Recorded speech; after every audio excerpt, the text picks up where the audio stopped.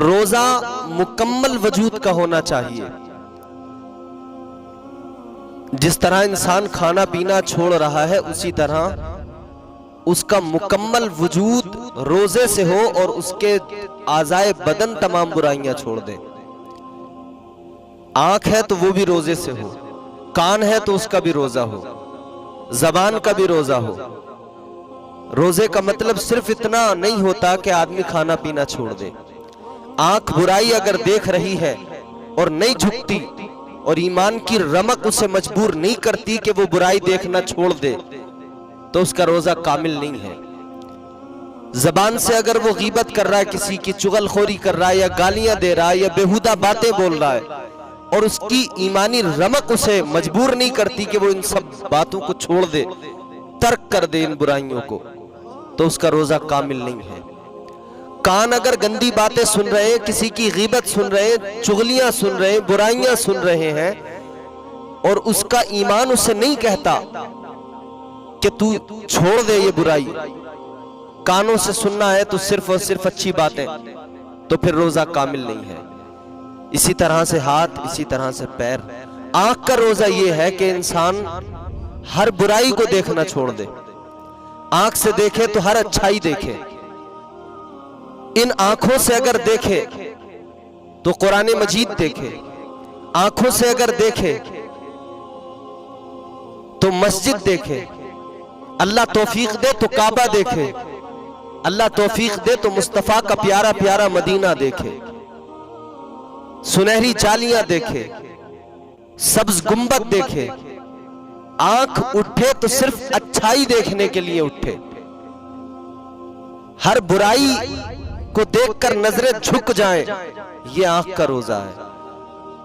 کان کا روزہ یہ ہے کہ ہر بری بات کو سننے سے کان منع کر دے. سنے تو صرف اچھی چیزیں سنے، قرآن کی تلاوت سنے، مصطفیٰ کی حدیثیں سنے، اچھی باتیں سنے، دین کی باتیں سنے، تب یہ کان کا روزہ ہے. زبان کا روزہ غیبت نہ کرے، چغلی نہ کرے، برائی نہ کرے، گالی نہ دے. زبان سے کیا کرے؟ قرآن کی تلاوت کرے، احادیث مصطفیٰ بیان کرے، مصطفیٰ کی نعتیں پڑھے، درود و سلام نبی پر پڑھے، اللہ اللہ کا ذکر کرے. یہ زبان کا روزہ ہے. ہاتھ کا روزہ برائی کی طرف نہ اٹھے، چوری کرنے کے لیے نہ اٹھے، کسی پہ ظلم کرنے کے لیے نہ اٹھے. یہ ہاتھ کا روزہ ہے. اٹھے تو صرف اس لیے اٹھے کہ غریب کی مدد کرنے کو اٹھے، مظلوم کی حمایت میں اٹھے، غریبوں کے سروں پر رکھنے کے لیے اٹھے. پیر کا روزہ یہ ہے برائی کی طرف نہ جائے. ان پیروں سے چل کر جائے تو مسجد کی طرف جائے ان پیروں سے چل کر تو نیک کاموں کی طرف جائے، جوئے خانے کی طرف نہ جائے، شراب کے اڈے کی طرف نہ جائے، بے حیائیوں کی جگہ پر نہ جائے. آج کل اگر ہم اپنا مشاہدہ کریں تو ہم روزہ تو رکھتے ہیں، کھانا پینا تو ہم ترک کر دیتے ہیں، چھوڑ دیتے ہیں، لیکن کیا یہ ساری چیزیں بھی ہم چھوڑتے ہیں؟ کیا ہماری آنکھ کا روزہ ہوتا ہے؟ کیا ہماری زبان کا روزہ ہوتا ہے؟ کان کا روزہ ہوتا ہے؟ کیا ہماری ہاتھوں کا روزہ ہوتا ہے؟ پیروں کا روزہ ہوتا نہیں ہوتا ہے. ہم آنکھوں سے ہر غلط چیز دیکھ رہے ہوتے ہیں. نہ جانے کتنے بدقسمت لوگ ایسے بھی ہیں جو ان آنکھوں سے روزے کی حالت میں گندی گندی فلمیں موبائلوں میں دیکھتے ہیں. کیسا روزہ؟ آج کل تو ہمارے ہاں ماحول ہی تبدیل ہو گیا. ہم نے اپنے بچپن میں دیکھا جب رمضان کا مہینہ آتا تھا تو اس سے پہلے لوگ اپنے ٹی وی وغیرہ لپیٹ کر کپڑوں میں باندھ کر رکھ دیا کرتے تھے. کہتے تھے ایک مہینہ ہم ان آنکھوں سے کوئی بے حیائی کا منظر نہیں دیکھیں گے. آج کل تو ایسا ہوتا ہی نہیں ہے. اب ٹی وی لپیٹ کر رکھنا تو چھوڑیے، پہلے تو لوگوں نے یہ کیا کہ رکھنا چھوڑ دیا، اس کو باندھ کر لپیٹ کر کہنے لگے نہیں چلائیں گے نہیں بس. پھر اس کے بعد میں چلانے لگے، کہنے لگے نہیں جی ہم نیوز دیکھیں گے، دین کی باتیں دیکھیں گے، یہ دیکھیں گے وہ دیکھیں گے. بعد میں پھر سب کچھ دیکھنے لگے.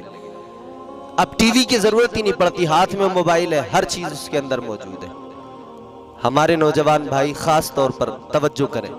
موبائل میں اگر دیکھنا ہے تو صرف وہ دیکھیے جس کے دیکھنے سے اللہ اس کا رسول ناراض نہ ہو، جس کے دیکھنے کی تمہیں دین اجازت دیتا ہو، اسلام اجازت دیتا ہو. تو روزہ کامل وجود کا روزہ ہونا چاہیے، مکمل۔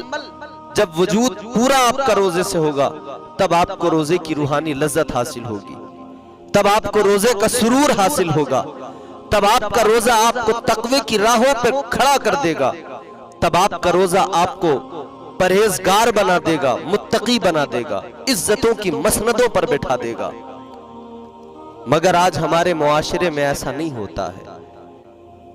یہاں تو صرف اور صرف نام و نمود کے لیے لوگ کرتے ہیں، روزہ رکھ رہے ہیں تو وہ بھی عام طور پر بہت سارے لوگوں کا تو صرف مقصد یہ ہوتا ہے کہ روزہ دار ہیں، لوگوں کو بتائیں کہ ہم روزہ دار ہیں، روزہ ترک نہیں کرتے۔ اس پر لوگ ہمیں جو ہے داد و تحسین سے نوازیں اور واہ واہی ہونی چاہیے۔ روزہ واہ واہی کے لیے، داد و تحسین حاصل کرنے کے لیے نہیں ہوتا ہے۔ روزہ اس لیے ہوتا ہے کہ اللہ کی عبادت ہو، اللہ کی رضا حاصل ہو اور انسان گناہوں سے بچ جائے۔ لطیف بات یہ ہے کہ رمضان میں شیاطین کو قید کر دیا جاتا ہے مگر انسان پھر بھی گناہ کرتا ہے۔ کیا سبب ہے؟ کہ وسوسے ڈالنا تو شیطان کا کام ہے، برائیوں پر اکسانا تو شیطان کا کام ہے، لیکن شیطان کو قید کر دیا گیا۔ تو معاملہ یہ ہے کہ ہم 11 مہینے تک گناہوں کی عادی بن جاتے ہیں، ہمارا نفس گناہوں کا عادی بن جاتا ہے، ہم نفس امارہ کے تابع ہو جاتے ہیں، پھر وہی رمضان میں ہمیں گناہ کرنے پر اکساتا ہے اور مجبور کرتا ہے۔ نفس امارہ کے گناہوں کا عادی ہونے کی بنیاد پر انسان رمضان میں بھی گناہ نہیں چھوڑتا، رمضان میں بھی گناہوں سے باز نہیں آتا۔ تو رمضان کی قدر کریں، صرف اتنا نہیں کہ کھانا پینا چھوڑ دیں، بلکہ رمضان کا مکمل سرور حاصل کریں اور مکمل رمضان کی اور روزے کی لذتوں سے آشنا ہوں۔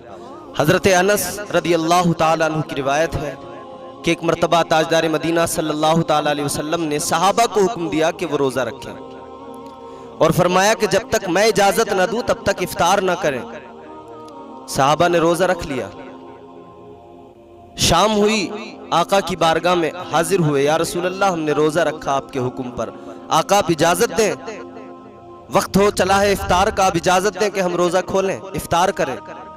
میرے مصطفیٰ کریم صلی اللہ تعالیٰ علیہ وسلم نے اجازت دی، صحابی آگے بڑھے، روزہ افطار کیا۔ دوسرے آئے، حضور میں نے بھی روزہ رکھا تھا، اجازت عطا فرمائے، اب روزہ کھول دوں۔ آقا ایک ایک کو اجازت دیتے رہے۔ ایک صحابی آئے، کہنے لگے یا رسول اللہ آپ کے حکم پر میں نے بھی روزہ رکھا تھا، میرے گھر میں 2 جوان لڑکیاں ہیں، انہوں نے بھی روزہ رکھا تھا۔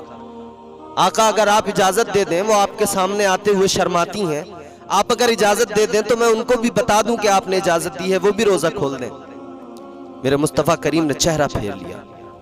وہ دوبارہ پھر آقا کی بارگاہ میں عرض کرنے لگے یا رسول اللہ اجازت دیجیے، سرکار نے پھر چہرہ پھیر لیا۔ تیسری مرتبہ پھر آقا کی بارگاہ میں عرض کیا۔ میرے مصطفیٰ کریم صلی اللہ تعالیٰ علیہ وسلم نے فرمایا تم کہتے ہو وہ روزے سے ہیں، وہ روزہ دار ہیں، جبکہ حقیقت یہ نہیں ہے، وہ روزے سے نہیں ہیں۔ یا رسول اللہ روزہ رکھا انہوں نے، کچھ نہیں کھایا دن بھر۔ میرے مصطفیٰ کریم نے فرمایا جاؤ، اگر وہ روزے سے ہیں تو جا کر کہو کہ قے کر دیں، الٹی کر دیں۔ وہ گئے، ان سے جا کر کہا قے کرو، جس طریقے سے بھی کی ہو انگلی ڈال کر، یہ جیسے بھی، بہرحال انہوں نے الٹی کی۔ جب الٹی کی، قے کی، تو اس کے اندر خون نکل کر آیا، چھیچڑے نکل کر آئے۔ سرکار کی بارگاہ میں معاملہ سارا بیان کیا۔ مصطفیٰ کریم نے فرمایا کہ انہوں نے روزہ رکھا تھا تو صرف یہ سمجھا تھا کہ کھانا پینا چھوڑ دیا، یہی روزہ ہے۔ میرے مصطفیٰ کریم فرماتے ہیں کہ یہ جو ان کے اندر سے آلودگی نکلی ہے، گندگی نکلی ہے، اگر یہ نہ نکلتی تو یہ جہنم کا ایندھن بن جاتی، جہنم میں جلنا ان کا مقدر ہو جاتا۔ یا رسول اللہ کیا مطلب ہے؟ فرمایا کہ یہ وہ ہیں کہ انہوں نے روزہ تو رکھ لیا مگر ان کی زبان باز نہیں آئی، یہ غیبت کرنے لگی، یہ چغلی کرنے لگی۔ اور غیبت کے بارے میں تو میرے آقا کی حدیث ہے کہ اگر کوئی غیبت کرتا ہے اپنے مسلمان بھائی کی تو اس کی مثال یہ ہے کہ جیسے وہ اپنے مردہ بھائی کا گوشت کھاتا ہے۔ تو ہم لوگ نہیں سمجھتے اور غلطیاں کرتے چلے جاتے ہیں۔ روزے کا مکمل سرور حاصل کرنا ہے تو غیبت سے بچنا ہوگا، چغل خوری سے۔ اچھا رمضان جیسے مقدس مہینے میں جس میں اللہ تعالیٰ فرماتا ہے کہ اے میرے بندے تو مانگ، تو طلب کر، میں تجھے عطا کروں گا، پھر آدمی دعا کرتا ہے پھر بھی دعا قبول نہیں ہوتی۔ زبانیں اتنی گندی کر لی ہیں ہم نے اپنی رمضان کے مقدس مہینے میں بھی ہم جھوٹ نہیں چھوڑتے، غیبت نہیں چھوڑتے، پھر گندی زبانوں سے دعا مانگتے ہیں، پھر توقع یہ رکھتے ہیں کہ دعا فوراً قبول بھی ہو جائے۔ یہ تو کرم ہے اس کا کہ وہ نوازتا ہے، یہ تو عطا ہے اس کی کہ وہ پھر بھی کرم کرتا ہے، ورنہ اعمال تو ایسے ہیں کہ عذاب نازل ہو جائے۔ اللہ رحم فرمائے قوم مسلم پر، اور پروردگار ہم سب کو صحیح طور پر روزے رکھنے کی توفیق دے۔